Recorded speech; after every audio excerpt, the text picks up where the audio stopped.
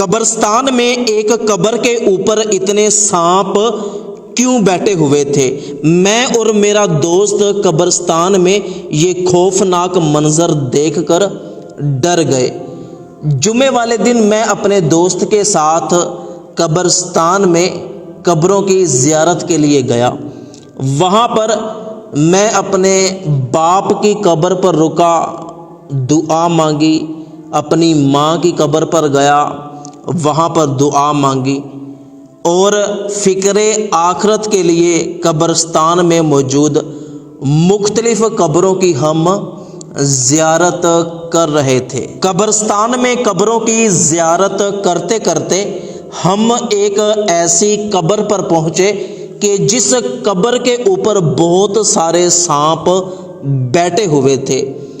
میں ان سانپوں کو دیکھ کر ڈر گیا اور میرا دوست بھی۔ جب اس کی نظر سانپوں پر پڑی تو وہ بھی ڈر گیا۔ ہمارے ہوش اڑ گئے کہ یہ کیا ہے؟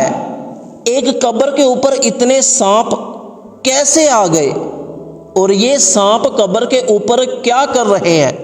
ہم بہت زیادہ خوف زدہ ہو گئے اور خوف کے مارے وہاں سے بھاگ نکلے۔ قریب ہی قبرستان میں قبر کھودنے والا ایک قبر کھود رہا تھا۔ جا کر اسے بتایا کہ بھائی دیکھو قبر کے اوپر کتنے سارے سانپ بیٹھے ہیں۔ اس نے کہا کہ یہ تو بات عقل میں نہیں آتی، سانپ کہاں سے آ گئے؟ ہم نے کہا کہ جلدی سے ہمارے ساتھ آؤ۔ قبر کھودنے والا ہمارے ساتھ گیا تو اس وقت بھی قبر کے اوپر کافی سارے سانپ بیٹھے ہوئے تھے۔ وہ بھی یہ منظر دیکھ کر حیران ہو گیا۔ پھر ہم نے اس سے پوچھا کہ یہ کس کی قبر ہے؟